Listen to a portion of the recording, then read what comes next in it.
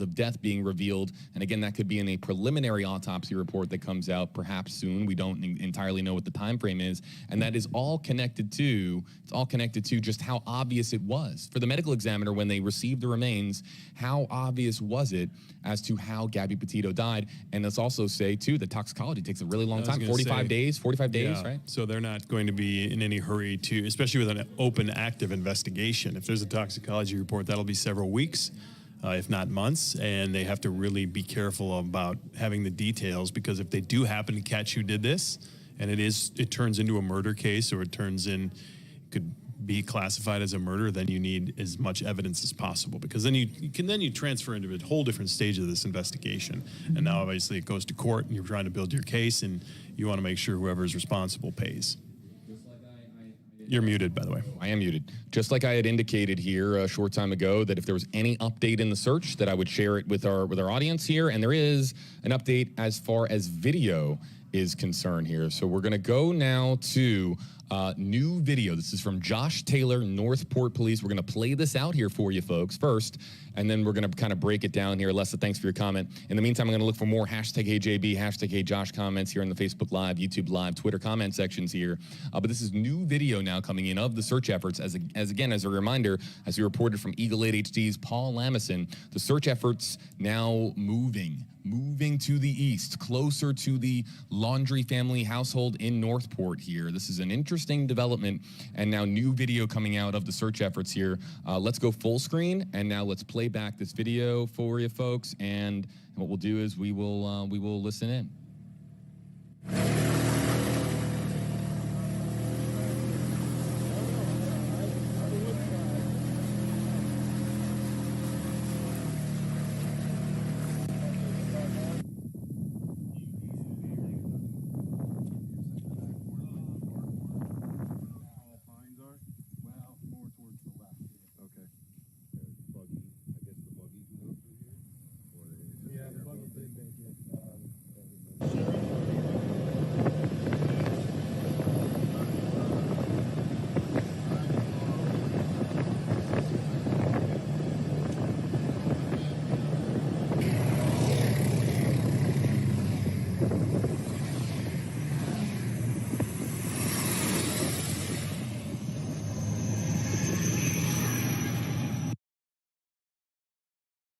What are we out here doing today?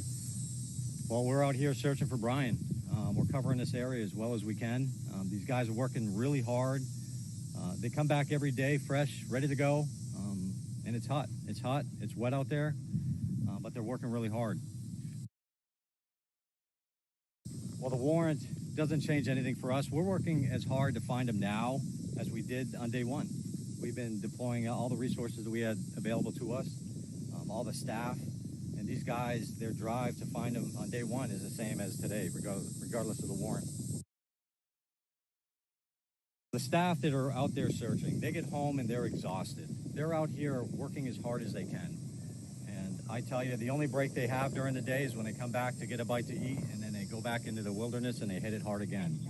When they get home, they shower, wash off the dirt from the day, and that's probably about the amount of energy that they have before they have to wake up and come back out for the next day. But it's wearing. I mean, this is wearing on everyone. This is wearing on everyone. Everybody has a level of stress. Everybody has the drive, and that's really what's carrying us through, is the drive to try to find Brian and try to put closure to this investigation. What are the types of areas we're looking through? We're looking through wooded areas. We're looking through bodies of water. We're looking through swampy areas, and we're deploying the resources to be able to do that. We have air units, we have drones, we have the swamp buggies, air boats, multiple law enforcement agencies, we have ATVs, we have UTVs, and we have officers on foot as well. So we're deploying every resource to get through any terrain that we encounter in our search areas. Why is it important? I mean, we're certainly hearing a lot of feedback that we're wasting our time. Why is it important that we do this?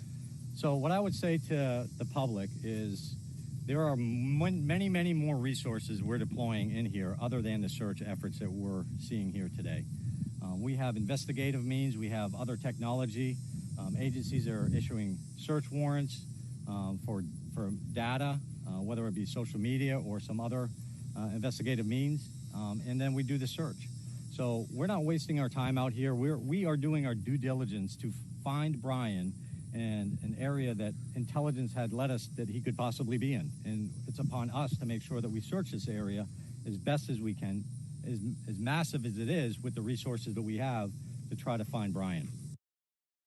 Wow, that's a really key moment in this interview, and this is with and we'll get the name here. It's Commander Joe Fussell. Commander Joe Fussell.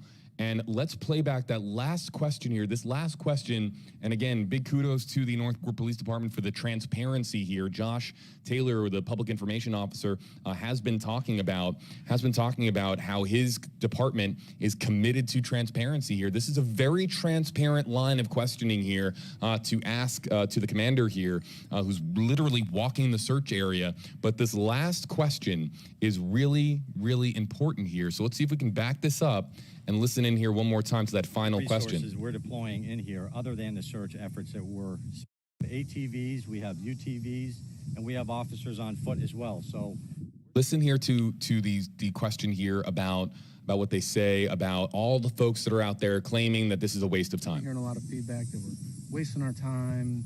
Why is it important that we do this?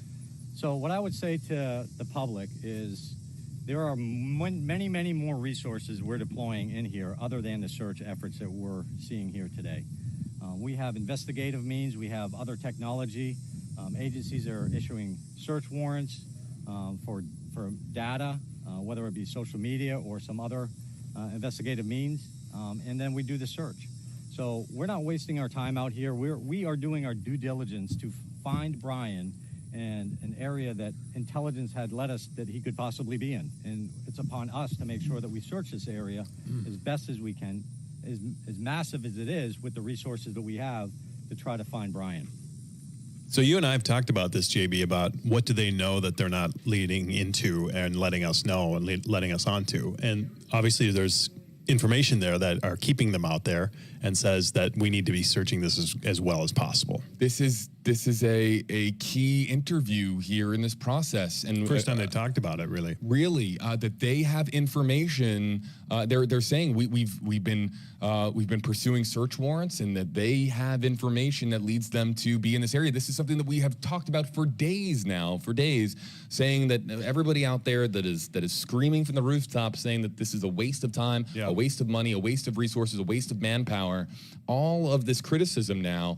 This is the Northport Police Department here in the search area saying there's a good reason that we're here, that there's a reason that we have committed this amount of resources to this area, and that they're committed to continuing the search efforts here, as now, again, as we reported here a short time ago, the search is shifting to the east, closer to Northport here. So this is all fluid.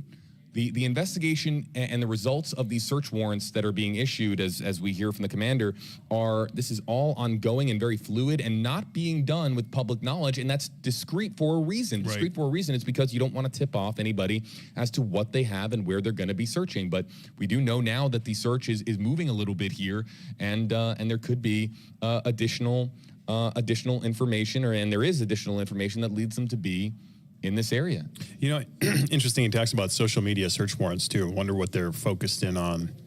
You know, obviously social media is a huge point in this investigation because they were so active and they had so much, information on their social media accounts. So I wonder if it's theirs that they're looking into or if it's someone else's. They're just piecing this major puzzle together. So it's not just the search that's going on at the reserve. It's a bunch of tentacles that are out working in different areas. Let's talk about this new video coming in here. And again, this is a video confirming what we've known now for days, Josh. This isn't the most ideal search area. It's swampy. It's muddy. It's got bumpy terrain, nasty. The elements here and the obstacles under the feet of officers and of search teams, they're difficult. But any and all means that are available to law enforcement. You heard their ATVs, UTVs, drones, dogs, everything that they can commit, they are committing here to this area. And again, this significant development here. It's the first time that law enforcement is saying, based on search warrants and social media search warrants and everything that they have done behind the scenes, they have reason to be here. This is their first time really saying that publicly. And so this is a significant development here, and a very candid interview one more time from the Northport Police Department. Let's listen in here. Let's listen in here one more time. It's wet out there, but they're working really hard. Well, the warrant doesn't change anything for us. We're working as hard to find them now as we did on day one. We've been deploying all the resources that we had available to us, all the staff, and these guys, their drive to find them on day one is the same as today, regardless of the warrant. The staff that are out there searching, they get home and they're exhausted. They're out here working as hard as they can. And I tell you, the only break they have during the day is when they come back to get a bite to eat, and then they go back into the wilderness and they hit it hard again. When they get home, they shower, wash off the dirt from the day, and that's probably about the amount of energy that they have before they have to wake up and come back out for the next day. But it's wearing. I mean, this is wearing on everyone. This is wearing on everyone. Everybody has a level of stress.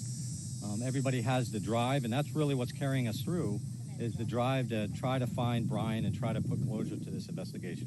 What are the types of areas we're looking through? We're looking through wooded areas. We're looking through bodies of water.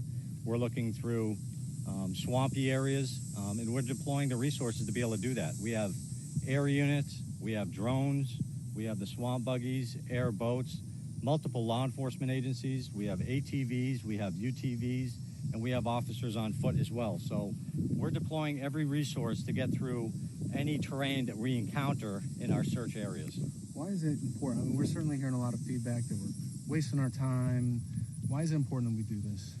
So what I would say to the public is there are many, many more resources we're deploying in here other than the search efforts that we're seeing here today.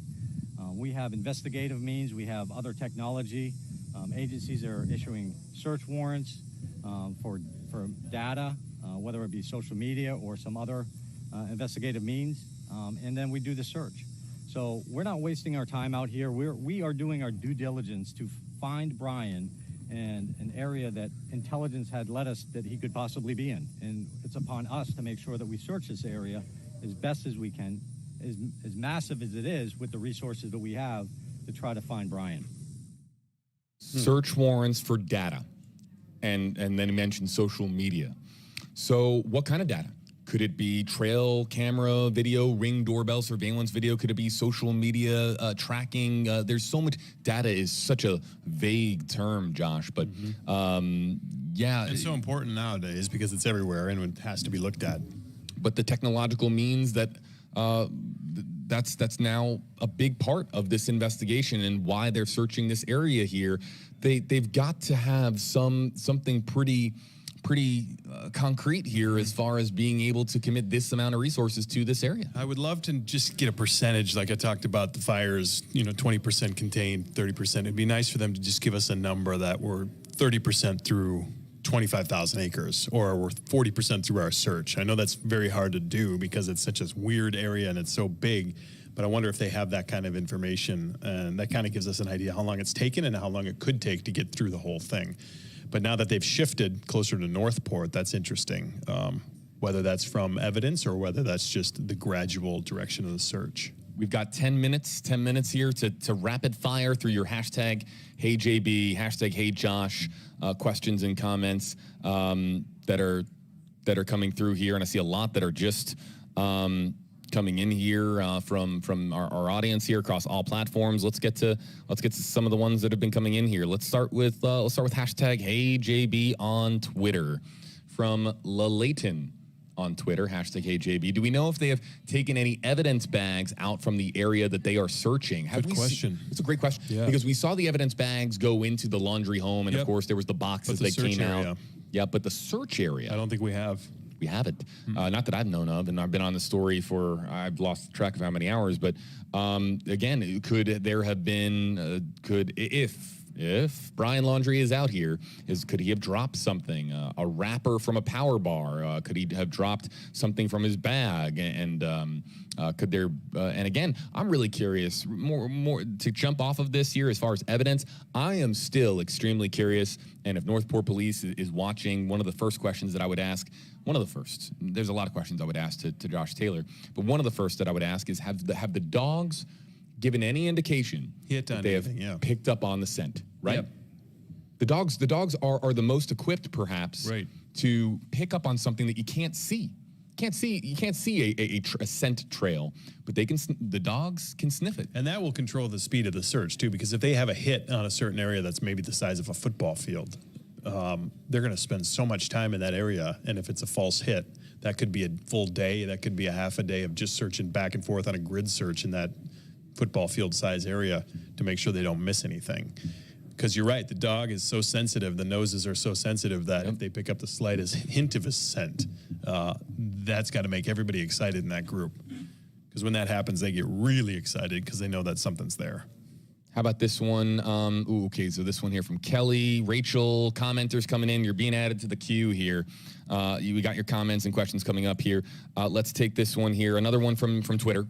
Hashtag HeyJB from Christopher. Oh, we had it on screen. Yeah. Hashtag HeyJB from Christopher. How long would it take until the National Guard gets involved with military equipment? And I would just say this. They're not going to war. They're not going to napalm the area here. I don't know if the National Guard would be able to offer anything that right now that the Federal Bureau of Investigation and local and state agencies can provide here. But I think that this comment, Josh, speaks to our audience here wanting there to be an all hands on deck approach to combing through this area, because the quicker that they can maybe, I don't know if you could ever rule out this area, but the quicker that they can comb through this area with as many resources as possible, potentially the quicker that they can move on to other areas of the search. Right. And the only indication of any kind of change in the search is through the governor a few days ago saying that he's authorizing as many state resources as possible. And that was our question, like how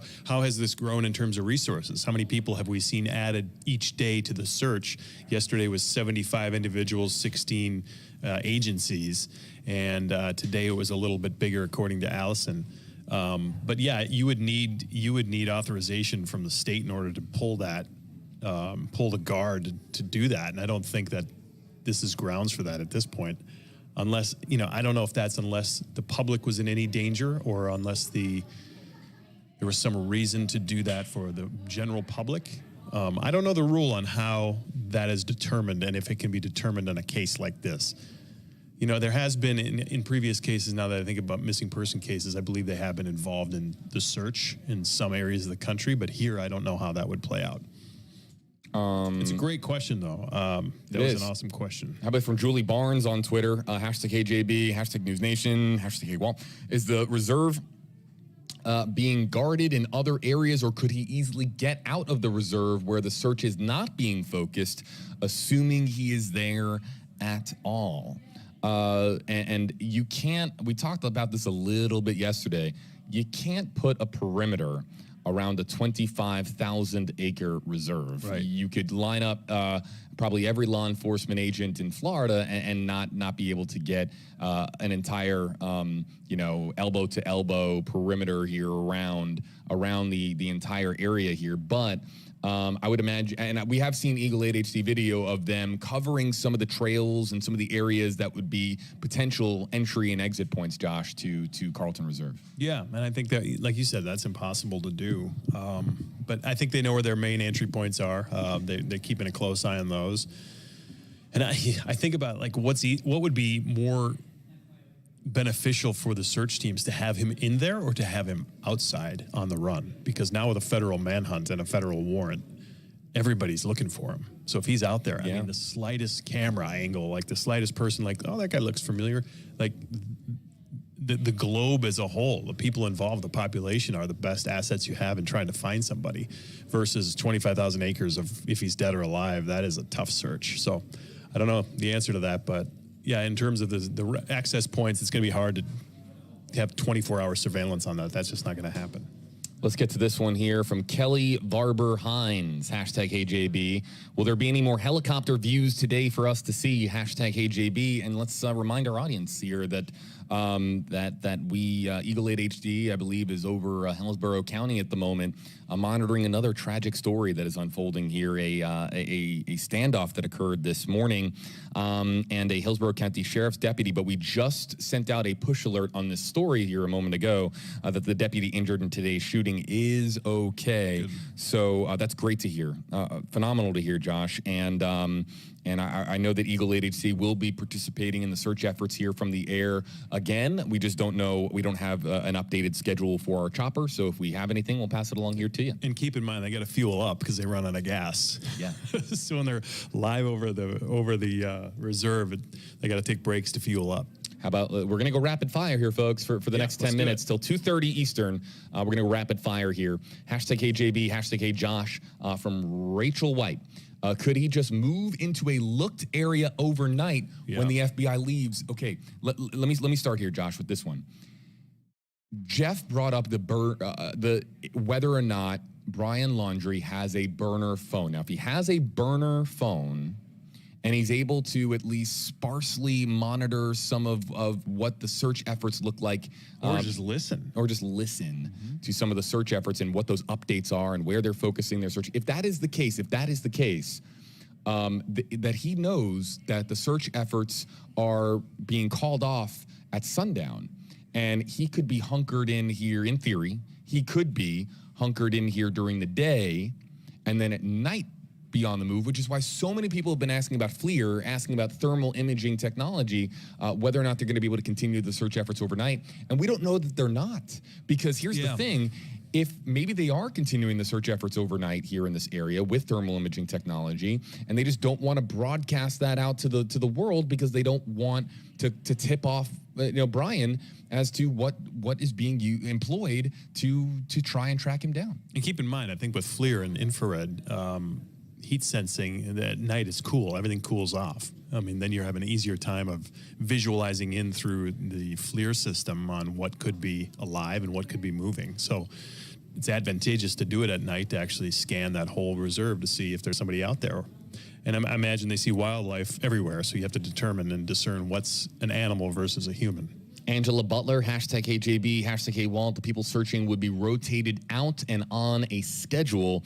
If they get so tired and overworked, things can easily be missed. Right. And yeah, I would imagine that they're rotating crews in and out as much as that they can. And you got to eat, you got to stay hydrated, you got to take a mental break every now and again for these crews out here that have been searching here relentlessly. And now day 6 of this search. But yeah, just like us here in the media, it's like when we go into hurricane coverage, Josh, 12 on, 12 off, right? 12 hours on shift, 12 hours off shift. And you try to use that 50-50 kind of approach to stay as mentally sharp and as mentally fresh and as physically capable as possible. And Commander Fussell, you heard him in the interview on the camera here earlier in the video. He said they're exhausted by the end of the day, so they go home and they're wiped. So they need that time to recharge the batteries and get back out there the next day. But they're very focused in on finding out what happened. They're all very charged about that. So it's got to be quite a bit of an adrenaline rush, too. Hashtag HeyJosh from Karina Sanders. Why haven't the parents been ordered to take a polygraph? And that's because of the U.S. Constitution, Josh. Mm-hmm. We have rights. They just don't have enough to bring them in to make them take a polygraph, as far as I understand it. They don't. The son is who they're looking for at this point. The parents haven't done anything criminal at this point. So it's a matter of waiting to see how they'll be pulled into this, if at all. And then once that transpires or they find Brian, then I'm sure the parents will be dealt with. Let's take this one here from Savannah. And Savannah brings up a good point here. Hashtag HeyJB. What would make them believe social media as well? That can just be to throw them off. And again, if you're just joining us here, we heard from Commander Fussell about how they have been monitoring, that they have search warrants for data. That's new. Search warrants for data. And then he mentioned social media. and that they have information that leads them to be committing this much of a search effort or as much resources here as we're seeing here on your screen, that the reason that they have so many people here is because they have information that they can't reveal at this time that leads them to believe that Brian Laundrie it could be here. So with social media, can that just be to throw them off? Is there a way that social media and the information that law enforcement has, could it be misdirection tactics by Brian Laundrie or by Brian Laundrie's family? This is some of the chatter that's out there right now, Josh, on social media. Absolutely. I was just looking at something, TMZ pops up in my breaking news alerts, as it does often with all kinds of news sources. And TMZ, again, take it with a grain of salt. But now that there's a federal manhunt, I think we're going to see a big influx of near sightings or possible sightings. And they just came out with one that there was a possible sighting in Canada. So just a note to be aware of out there, if you haven't followed a case like this, now that there is an official global manhunt for this guy, we're going to be seeing a lot of stories, and a lot of them false, that there was a sighting here, a sighting there, now even up in Canada. So just wanted to bring that point up because that's always interesting to watch. Let's right on cue. Hey there, Monica. Monica's joining us here. #HeyJB, #HeyJosh. Have you guys seen the photo of that man in Canada who looks identical to Brian? Well, this was the trail cam. Remember, we talked about the trail cam as it was happening. That turned out not to be him. Now there's one in this hotel. This I'm looking at it. Brazenly attempting to check into Canadian hotels while on the run. At least that's what one TikToker is suggesting based on a sighting earlier this week. I'm looking at this photo, Monica. Josh, are you looking at it as well? I don't see it. I don't see it either. Yeah. Guys, this is a very common description. I'm not saying that it isn't him. Right. I don't. It's close. Yeah. I always go with my gut instinct. But you know how many guys look like that? Like you said, Right. There's gonna be thousands of these lookalikes. Thousands. It's common to have a shaved head First or of all, near it looks shaved like head. he's on a plane. There's no way he's getting on a plane anywhere. Right. Right. Unless It was earlier? he was getting on a plane before this became the story that it did. Right. That he was getting on a plane, Right. and even if he From did, this though, point forward, he's not getting on any planes. no. But if he got on a plane, it's like the most wanted person in the world right now. I would imagine that the FBI and federal authorities they have information and they can receive information potentially to domestic or international travel, and or is that a bus or is that a plane? Where Looked like where a this plane to picture me. is? I mean, I don't know. Don't have permission to show this video Yeah. or a picture. Don't know. But my gut tells me that's a lookalike, right? Was that what your gut instinct was here I as think so. well? It'll be proven false soon. What's that? Right. Do you know? And we were talking about the other day. I have so many times that people message me like nonstop. Like they'll message me, 5 times in a 15-minute period. JB, look at this. JB, look at this. JB, look at this. And then like 10 minutes later, nope, sorry, JB, didn't mean to distract you. That's been disproven. Yeah. And that's You just got to give it. You can't get so into the moment. You got to let it work its way out for a little bit. Let's see here. A lot of comments coming in here. Got room for one more? I think we do. Oh yeah. Wow, it's 2:29. 2:30. Okay. Got to start baking the news. We do. Baking it. Linda, Not making it, #HeyJB. baking I it. wouldn't doubt that he's in Canada. Has anyone checked his parents' bank account for a large withdrawal? I'm sure they're looking at all that. All that. All that's on the table, folks, as far as monitoring any suspicious financial activity, any suspicious claims. The Guthrie claim that the camper left for 3 days is undoubtedly on the radar of authorities. Josh, before we let you go, coming up tonight on WFLA News Channel 8, team coverage. Yeah, and let's just kind of go over what we learned today. Obviously, the search continued out at the Carlton Reserve. It's kind of shifting its way toward the Northport area, so that is a pretty dramatic shift in where they've been searching. And we're not really clear how many acres that they have covered at this point, but this is a 25,000-acre reserve.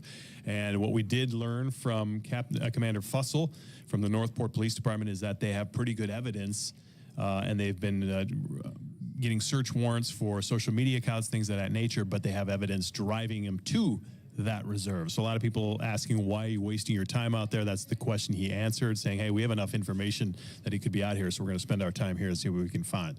So that was one of the big developments. Also, another development, we have the details on a visitation, a memorial for Gabby. I'm going to pull that up real quick, just so you have it. This will be services will be held at the Maloney Funeral Home in Holbrook on Sunday, September 26th from 12 to 5 p.m. In addition to that, the family, as JB mentioned earlier, putting together bracelets, prayers for Gabby, they're calling it. And JB has been in touch with the family, so that was great to hear. And in lieu of flowers and service, they want donations sent for a future Gabby Petito Foundation. So they're already working on, the family's working on a foundation for Gabby, which is very cool to see as well. So in terms of the search, not a whole lot has happened today. We have crews out at the home, and we have crews out at the reserve, and we will continue to monitor that as we do every day. JB will be here on WFLA now, and we will chime in if anything happens. So be sure to check back. And at 4 o'clock, put a bow on it, and we'll give you an update on every angle to the story as we have every day this week. So that is the latest for me, JB. 4 o'clock on WFLA News Channel 8, first at 4 with Josh Benson. I want to give a shameless plug. Check out my Twitter account, twitter.com/WFLAJosh. I post everything I get regarding the case there, so it's a constant stream of the newest stuff in the case. Josh Benson, you'll catch him tonight, everybody, on WFLA News Channel 8. Thanks, Josh. All right, we're about to wrap up here and step away just to give our vocal cords a bit of a break here on WFLA Now. But let's just kind of, for those of you who have joined in the last several minutes, hello there to you, JB Buno, with you here live on WFLA Now. And let's just sum up what we, some of the biggest stuff that we have learned here today.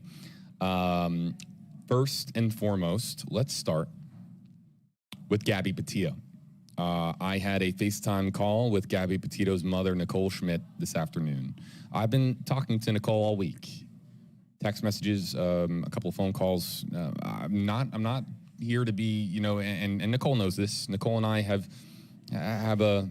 we've had some very, very close and emotional conversations over the last week, and I am not a pushy reporter here. I'm giving, of course, the family as much space as they, of course, would like, and right now, of course, with them grieving and being in such a nightmare, with them losing their daughter, and all the responsibilities that come with not just planning a funeral, but dealing with worldwide international attention.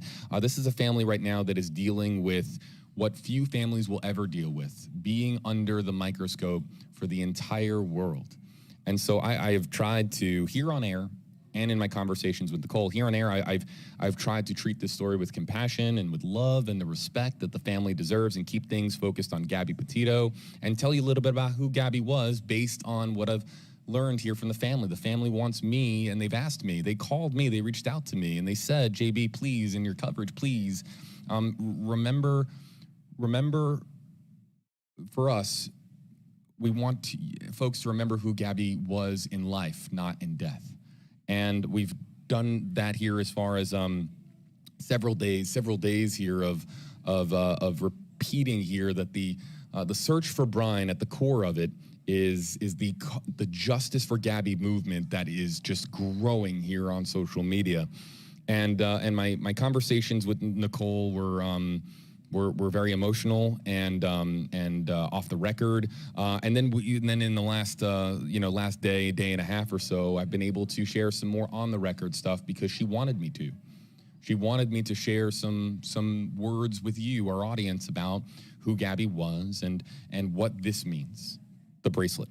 I'm honored. The family sent the bracelet to me specifically, and to our WFLA team here specifically, to wear these bracelets so that we can honor Gabby and let this be a message of love and respect, and continue to keep our minds here focused on Gabby Petito. And so on WFLA.com, a little bit more about the bracelets and why the family. This is their message here, and what that means to them, and that's on WFLA.com. I talked about it about an hour ago on stream here, and you can rewind the stream if you want to hear more about this aspect of the story. As far as the manhunt for Brian Laundrie, the shift has the manhunt, the shift area, or excuse me, the search area has shifted to the east, closer to the Laundrie family home in Northport. They're moving now to the east, and we don't know if that was a strategic move that they said, okay, Friday we're going to start to move east, or if there was something new that came forward that led them to push this search zone more to the east, closer to Northport, Florida. The other big thing that we learned here was from the new video that was released, and Commander Fussell answering questions here as far as some of the commentary that's out there from you on social media, saying, why are you committing so many resources to this area? Why so much manpower and so much money and so many resources and so many people to this one area? And it's because they have there's been search warrants for data. It's the exact words, search warrants for data, and they mention social media as far as obtaining something that leads them to be here in this area. And people have been commenting. I see your comments. Was it a misdirection? Was it how authentic and how real was it? But let's get behind and let's believe in law enforcement here. These are hard-working men and women, and they're led by the experts as far as where they should be focusing the manhunt for Brian Laundrie here on day 6. And they have shifted the search area, and we'll, of course, follow up with you on any updates. But those are the big things that we have learned as far as today. And all of that, folks, is on WFLA.com and the WFLA app. The latest on Gabby Petito and the funeral arrangement, the memorial arrangements that are being organized in New York and finalized in New York. The latest on the manhunt for Brian Laundrie, the search area moving to the east, and this data that they have, that again, them saying that they have some form of data that leads them to be focusing the search efforts here in this area near Venice and near Northport. So all of the latest is on WFLA.com and the WFLA app. Updates also about when we're going to have more WFLA Now live streams will be here on WFLA JB on Facebook, Twitter, and Instagram. So you can, if you're looking for the next live stream on WFLA Now, follow me on Twitter, WFLA JB on Twitter. Follow me on WFLA JB Instagram. Follow me on WFLA Facebook. Your social media platform of preference. Just pick one, and you can follow me, and I will alert all my followers here as to when the next live update is going to be.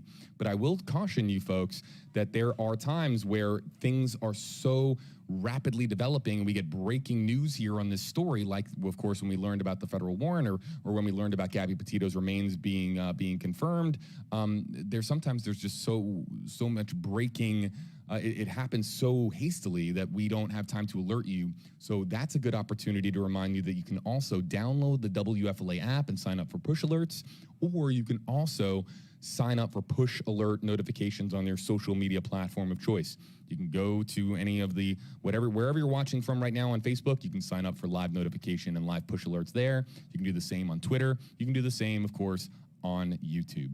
So we're taking a break right now here as far as resting our vocal cords. We'll be back with future updates here, the live streams here. We're on standby if there's any new developments here on either Gabby Petito or in the search and manhunt for Brian Laundrie. More articles, and our entire article hub on Gabby Petito and Brian Laundrie is on WFLA.com, the WFLA app. If you want to read the latest here, it's on WFLA.com and the WFLA app. More WFLA Now live streams as developments occur here in the Gabby Petito story and in the manhunt for Brian Laundrie.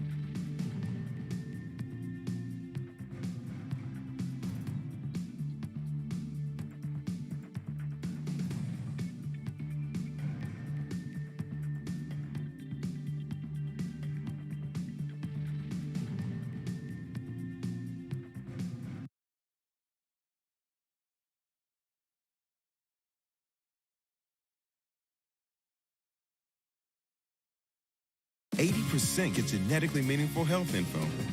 Something enlightening. Something empowering. Something that could change everything. Will you be part of the 80%? Do you know what the future holds?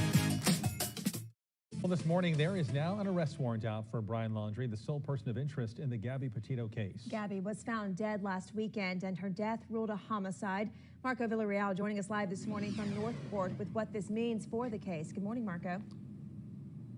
Hey, good morning. You know, all of this started off as a search, right? It has been for the past several days here, a search for that missing Brian Laundrie, but now it's turned into a manhunt as the FBI has issued this arrest warrant for him. And that arrest warrant coming out of Denver office of the FBI, and they say the U.S. District Court of Wyoming, they issued that federal arrest warrant for him on Wednesday. A grand jury indictment says that Laundrie used a debit card and PIN number for 2 bank accounts to spend more than $1,000 between August 30th and September 1st. The warrant is connected to the death of Gabby Petito. Now, we spoke with attorney Brian Camerino, who says the warrant is a means of getting Laundrie into custody. And he's still not a suspect when it comes to the death. But when it comes to this credit card, so now he's a wanted individual. So now they can actively search for him, arrest him, use reasonable force if they have to. And back out here live, as you're looking at the home of the Laundrie family, you see the Ford Mustang there. That's Brian's vehicle. That's the car that the Laundrie family says he drove to Carlton Reserve, which is a few miles away from here, and then that was the last time he was seen. Right now is where several law enforcement agencies are now at that reserve, starting their search again for Brian. We'll let you know if anything comes out of that as we monitor things out there and right here. For now, reporting live in Northport, Marco Villarreal, 8 on your side.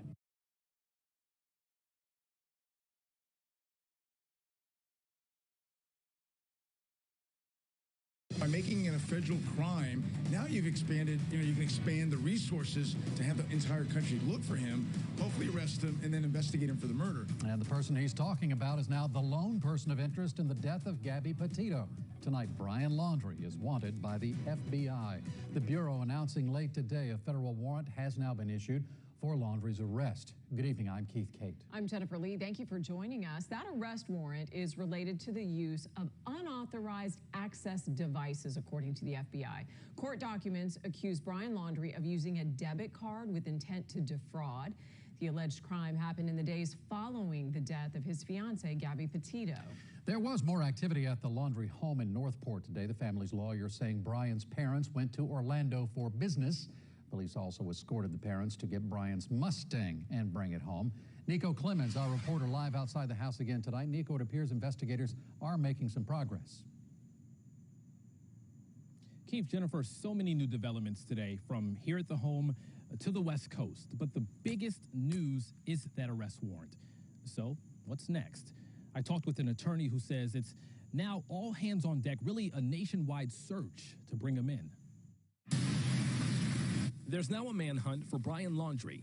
FBI Denver says the U.S. District Court of Wyoming issued a federal arrest warrant for him Wednesday. A grand jury indictment says Laundrie used a debit card and PIN number for 2 bank accounts to spend up to $1,000 between August 30th and September 1st. The warrant is connected to the death of Gabby Petito. Attorney Brian Camerino says the warrant is a means of getting Laundrie into custody. And he's still not a suspect when it comes to the death. But when it comes to this credit card, so now he's a wanted individual. So now they can actively search for him, arrest him, use reasonable force if they have to. 16 different agencies went back out to the Carlton Reserve Thursday. Crews searched throughout a specific area using swamp buggies and drones. Also new tonight, the city of Moab says it'll launch an investigation into how police officers handled the August 12th domestic dispute between Laundrie and Petito. Only for like a second, because I just saw the lights come on and it was The city of Moab says right now it's unaware of any breach of police department policy during this incident. Scary, especially knowing that he's out there somewhere. Holly Madison, like many people, has followed the investigation since day one. She stopped by the memorial for Petito. Her hope is that Laundrie breaks his silence. Just go talk to them. You're the last person to see her. You're the last person with her. You had her car. Something happened. Just talk to anybody. Even with the news today, Northport police say crews will head back out to the Carlton Reserve tomorrow. You know we'll be there. Live in Northport, I'm Nico Clemens, 8 on your side. With our unique tub-over-tub installation in just a day, Bathfitter doesn't just fit your bath, it fits your busy schedule. Why have over 2 million people welcomed Bathfitter into their homes? It just fits. Bathfitter. Call now or visit bathfitter.com to book your free consultation.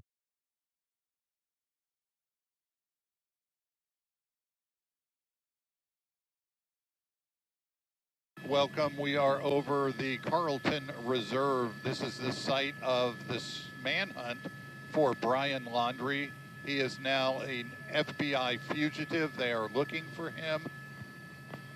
What we can tell you now is we're over this area, and a little bit of new news. Earlier this week, they put up a temporary flight restriction, or a TFR. What that is they controlled the airspace. It had been up to 400 feet. And what that was for, the 400 feet, was for drones to fly, because the media and other people are flying drones, and they're flying drones, so they don't want them in the same airspace. Well, what they did today is they raised it up to 1,200 feet. I don't know how to read into that, because we have been fine flying because we're in communication if any law enforcement aircraft are here. And every time we've been here, we've only seen the Sarasota Sheriff helicopter one time. So we're now up at about 1,500 feet looking at the search area. And I'm going to give you, and the good thing is now you get a pretty wide lay of the land of what's going on. Here is their command center. This is where they meet. This is where they discuss to decide where they're going to center their coverage. So they're arriving at the scene now. They'll have a meeting probably around 9 o'clock, 9:30, and decide where they're going to go off to. Then they move off into the wooded area. There's another area right over here, just where they park vehicles, and they've been meeting here. They've been arriving and getting ready for the meeting now. What I want to show you is the search area. We're calling the center really the command center. That's what it looks like they're doing. They're using the center as the command center, and they search outwards and inwards from it. Now, in the top of the screen, you see there's a road right here. That's pretty much the northern boundary of where they've been searching.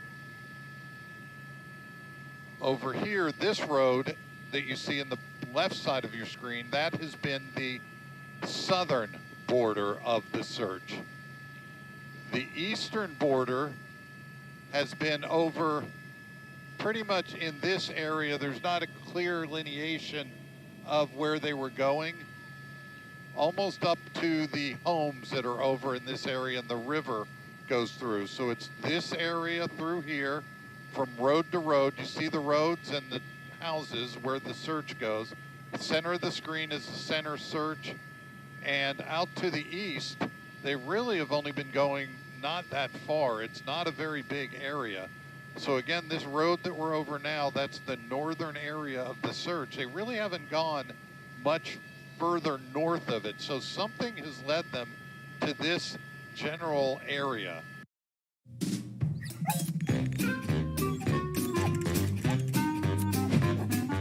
Wow, some of these are cool.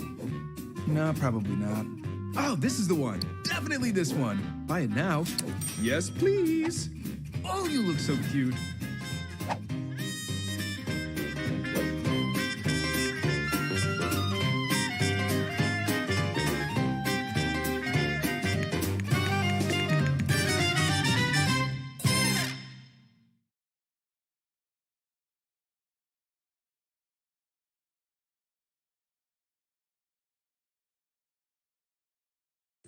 So how do you find someone who doesn't want to be found? Tonight, a former FBI agent offers her perspective. She spoke with News Channel 8's Melanie Michael, who joins us live from the FBI offices in downtown Tampa. Mel. Keith, good evening to you. Tonight, a very unique and rare look inside the Bureau from someone who was there, who worked cases like this and tells us it consumes you. The dedication is night and day, and she says you're basically married to the Bureau. The reason why everybody is so fascinated with this case is the fact that when they look at Gabby, most people see a sister, a daughter, a granddaughter. Brianna Fox says FBI agents assigned to this case aren't just working it, they're living it all day, every day, 7 days a week. And a key element to solving this mystery, Brian Laundrie's parents, and what role they may have played in their son's sudden disappearance. You can imagine, while the parents are probably very concerned about what happened, they're also concerned about their son's future. But at the same time, it is potentially aiding and abetting if they did know that he was not there or they helped him to escape. It's a race against the clock for the FBI, Brianna says, nonstop day and night. No room for rest as every moment counts, leading to one goal and one goal alone, find Brian. But it's not as easy as it looks in the movies. People assume from watching TV and reading and watching movies that FBI agents have access to basically every database, all this information, but that's not the case. And in fact, there's very restrictive means to get into certain information, and it makes it difficult when you're working a fugitive case. It makes it even more difficult if that fugitive is, let's say, not doing the typical things, spending money, using a car, doing things that would make it a lot easier to track a license plate, to find their financials, to track their messages with other people. This former federal agent knows the world is watching and waiting to see where Brian Laundrie turns up, if at all. The key to finding him, she says, is twofold: his social media pages and his inner circle. Not just family, but friends and acquaintances who may help him hide. No stone unturned when it comes to his entire inner circle, because if somebody is helping him to flee the law, that's probably someone in his inner circle. Brianna tells us a case this size is all hands on deck. Agents are everywhere, night and day, looking at every single tip and every clue. So if somebody is willing to go literally off the grid and maybe live off the land, that is probably the most extreme and difficult way to find someone. And tonight we want to thank this USF professor for really giving us her insight, a fascinating look at what it's like to work a case of this magnitude. She teaches criminology classes at USF and says right now people are indeed fascinated with this case. She also tells us that there are alerts all over the world, airports. Interpol has his name, Brian Laundrie, flagged in every part of the globe because they want to know if he does, in fact, travel or try to travel outside the country. I'm Melanie Michael, 8 on your side. Building your business online takes effort, and when it's ready for the world to see, that's where Google Ads helps. Say you're an online fashion brand with this season's hottest hats. When she searches for one, your ad will appear alongside her Google results, making sure that what you offer is seen by the right people right when they need it. Have a new collection? Show it off to your next customers with beautiful banner ads running on the right sites all around the web. And when your brand has a story to tell, let the trendsetters know about it. Design, fabric, inspiration. Share it all in style with a video campaign. With Google Ads, you're always in control of your ads and your budget. Plus, you can keep track of your progress in real time with simple reports. That's faster, smarter marketing for you and more stylish hats for everyone.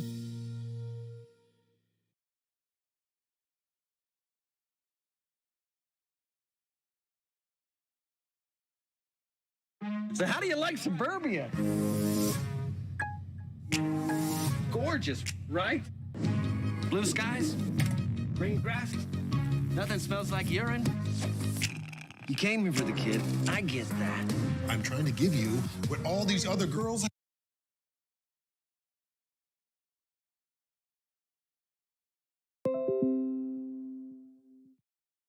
It's been more than a week since anybody last saw Brian Laundrie. For days and hours since then, federal and state and local law enforcement agencies are looking for basically a needle in a haystack, searching the nature preserve that's tens of thousands of acres for any sign of him. Investigators believe he may know what happened to Gabby Petito. Investigators just ruling her death a homicide in the last 24 hours. Fox 13's Evan Axelbank is live at the family home tonight in Northport. Evan, give us the very latest from the search this evening. Well, police are not being specific as to what they are turning up, but they do say they'll be back at the reserve tomorrow morning. All the while, her family waits for justice, and the nation wonders, where is Brian Laundrie?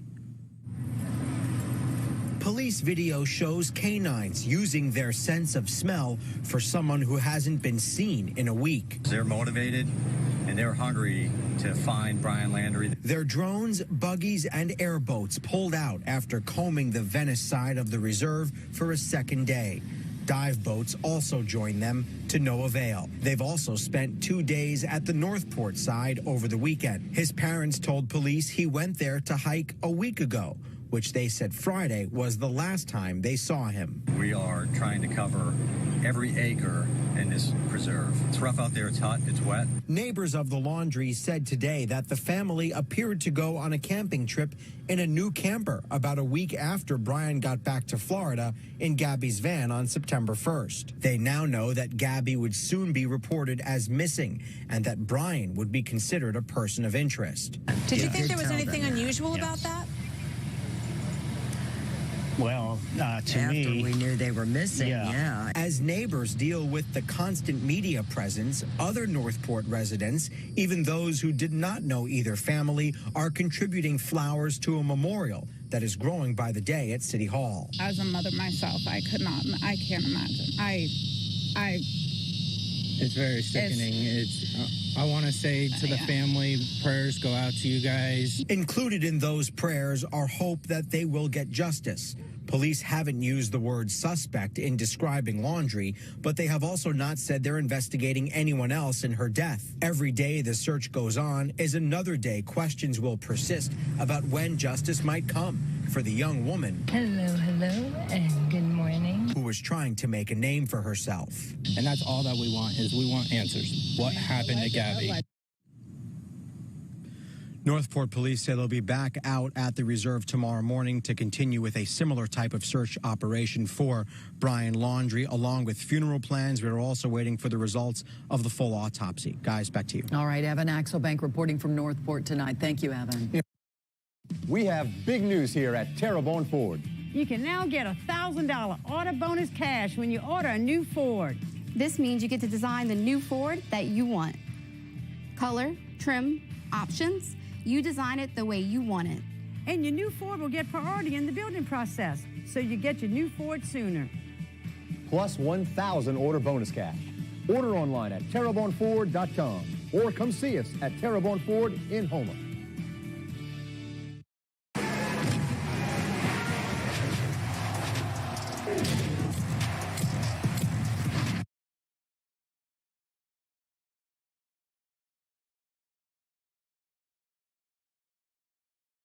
The hunt for Brian Laundrie goes on. At least in the public eye, investigators are still focused on this 25,000-acre nature preserve. They've been looking for Gabby Petito's fiancé for days, hoping something, any kind of clue, will turn up. There was, however, a little movement today outside the Laundrie home in Northport. His silver Mustang that was once towed away by police as evidence, it's back. Fox 13's Josh Cassio is live at the home in Northport. He's going to have that development for us. But first, let's go to Kimberly Cuizon. She's at the Carlton Reserve. Anything at all come out of their searches? I think at this point people are wondering, why are they still there? Yeah, Cynthia, that's a question that a lot of people have, and they haven't discovered anything yet, at least that they've told us. I spoke to a former FBI agent, and he says there's a good reason why these searches are continued. It's a very dangerous position to put them in. Carlton Reserve is 25,000 acres of Florida wilderness with potential danger at every turn. You're entering into, swampy waters that are, filled with alligators and snakes and, things that present just an inherent danger to their well-being. And, obviously they're trying to collect evidence. And over the last several days, law enforcement agencies from across Florida have spent days trudging through the swampy terrain, searching for any sign that Brian Laundrie was here. Stuart Kaplan worked as an FBI agent for 15 years. Now a lawyer, he says there's a reason why the search has continued. I don't see them looking for Brian Laundrie as being a victim in this lake because it just would not be consistent with logic. I think it's more that they believe or they have some information, and it's probably, again, because there's been digital footprints that have been left behind. Digital footprints can be anything from opening an app on a cell phone, logging onto social media, or even just carrying your phone with you. All of your applications that are open are tracking you right now.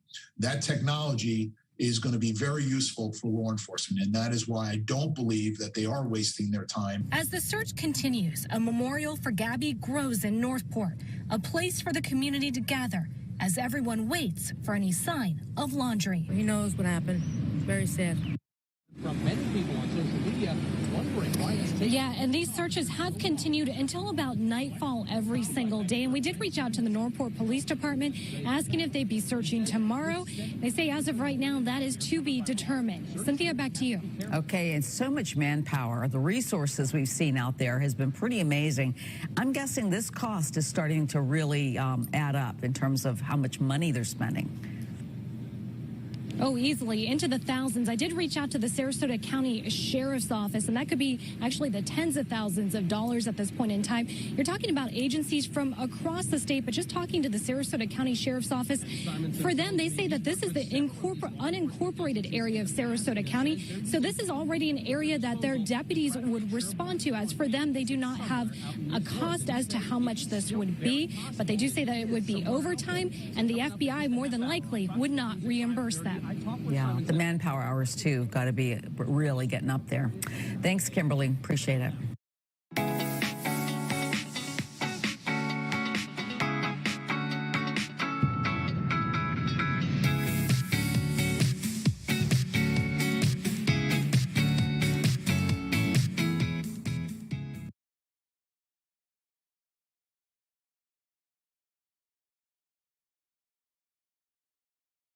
Welcome to Raid Shadow Legends. If you're wondering just what you're getting into, Raid Shadow Legends is a free-to-play game for your PC or Mac running on the Play and Play platform. Raid isn't just any game. It's one of the world's most popular turn-based fantasy role-playing games, or RPGs for short. You'll collect awesome champions, train them to fight in teams, and send them into battle against bad guys, evil monsters, and rival players. But it's so much more than that. With over 400 different champions to collect and experiment with, millions of players, and dozens of different challenges and play modes, Raid is thousands of hours of exploration, competition, and tactical gameplay, all with drop-dead, gorgeous art and animation. Sounds like a lot to take in? Don't worry. It's easy to pick up. There's a great community to help you out, and best of all, it's free. And it all starts with Play and Play. Right, so let's talk about Play and Play. Play and Play is our official downloader. It allows you to run Raid Shadow Legends and other Plarium games as native applications right here on your Mac or PC. So what's that mean?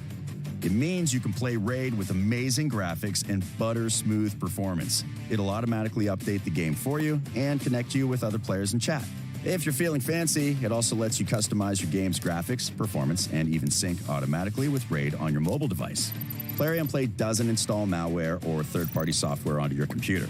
It does not sell your information to third parties. It does not sign you up to mailing lists or spam emails from other companies.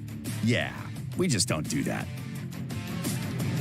Okay, the first step is registering a new player account. Go ahead and choose a username and password and enter your email address. If you're already a mobile player, click Login and use the email address and password you already entered in your mobile device. When you're done, download the Play and Play installer file by clicking Download. Once the download finishes, just run the file, follow the prompts, and then just kick back while the installer does its thing. Great, now you've got Play and Play. Just one step left. Click Install under the Raid banner and wait for the game to update. This should only take a few minutes. And bam, you did it. Raid is up and running. You're ready to start playing. Now press play, get your first taste of combat, and choose your first champion. If you need help in the game, there are some great player guides on the Raid Shadow Legends YouTube channel, the official Discord server, our forum, Reddit, and more. Good luck, and we'll see you in the arena.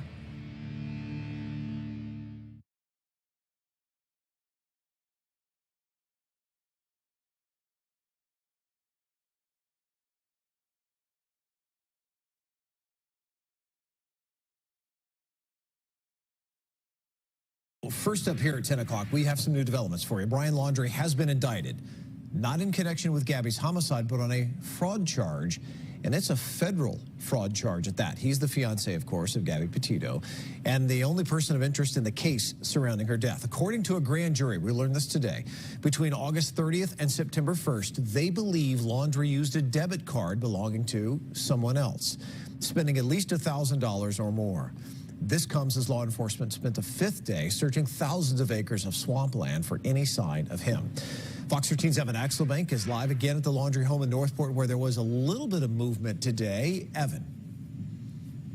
Well, the indictment only reveals a sliver of information in a case with loads of questions. His family met with an attorney today, and we know that when Brian Laundrie is captured, he'll have to meet a judge. The indictment against Brian Laundrie is a single count and says he committed fraud by using a debit card to take out over $1,000. Putting the PIN number in, he had no permission to do it. He used her credit card without her consent. The indictment does not specify it was Gabby's, but legal analyst Anthony Rickman suspects that for it to become a part of an indictment in a case of this magnitude, prosecutors are trying to establish a timeline for both Gabby and Brian. Her phone's last text was sent August 27th. We know he returned home sometime September 1st. This says the card was used on the 30th. You use a card, use an ATM, there's a camera associated with it. So we're going to see most likely his image while he's using that card. That's going to help law enforcement. But where is he? 75 personnel from 16 agencies have now spent 5 days combing 25,000 acres of the Carlton Reserve in eastern Sarasota County. So far, they've had little luck. It's a tremendous mass of land. The more people, the more effective we are. Laundrie's Mustang had been there before his parents said he'd gone hiking. When you look at how much manpower, how much time, how much effort law enforcement is devoting to one single area, it tells me that they have good reason to believe he is still there. No matter where he is found, the key to the indictment may be what's on page 2. It's an arrest warrant. It says he has to go before a U.S. magistrate without unnecessary delay. While it's still unclear as to whether anyone will be charged in the death of Gabby Petito, which has been ruled a homicide, there is now a charge that he has to answer for. And that means that when they get him, he goes right to a judge. Right to a judge, right into custody, no ifs, ands, or buts. His family left their home today for several hours, which we understand from the attorney was to meet with him. He reiterated, the attorney did, that the charge he faces is for things that occurred after Gabby's death. He says that once Brian is taken into custody, those charges will be dealt with. We are still, of course, waiting for the full results of the autopsy of Gabby Petito. Mark? Yeah, we are all anxious for that, for sure. Evan, thanks. When two forces of nature collide, you get the perfect storm, fighting for the heavyweight championship of the world. Anthony Joshua versus Alexander Usyk, Saturday afternoon, September 25th. Download the DAZN app.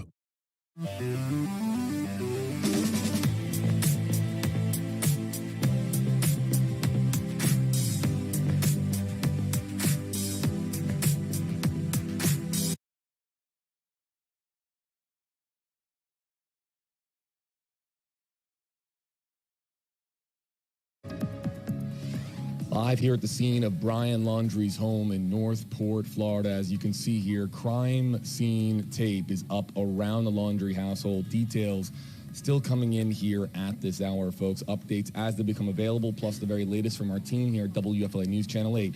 Starts now on W. Get gas and food to get home. Probably, right? I would imagine filling up that Ford white van, $50 to $100. $50. Filling it up. So one tank. No, probably not $50. Probably somewhere closer to $75 to $100. Close to $1,000, and it's all in Wyoming. What was allegedly purchased illegally in Wyoming? And also, too, we don't know now. Let me read this again. Let's all be very, very responsible here in the wording of this indictment. And by such conduct obtained things of value, aggregating to $1,000 or more during the period of August 30th to September 1st. So this is a 2-day period where the indictment states that the defendant here, Brian Christopher Laundrie, made purchases, obtained things of value aggregating to $1,000 or more. So what that means is purchasing more. It wasn't a single thing that was purchased. Things of value that aggregate, lead, the summation more than $1,000. We also know from the release from the FBI that this was about following the death of Gabby Petito, right? This happened following the death and the 30th, right? So does that sort of narrows down when they suspect Gabby Petito was killed. And this news release that we have from Wednesday, actually, but I'm just referring to some dates. The FBI was seeking information from anyone who utilized the Spread Creek dispersed camping area between August 27th and the 30th. So that seems to be the point, though those 3 days are the focus. And now we can sort of narrow it down, sadly, to potentially the 27th and 28th, since he used these devices or these credit cards. He got this money 29th and 30th, correct? That's what it says? No, the 30th and 1st. 30th and 1st. But the only thing that does not make sense there, obviously, is he's back here on the 1st.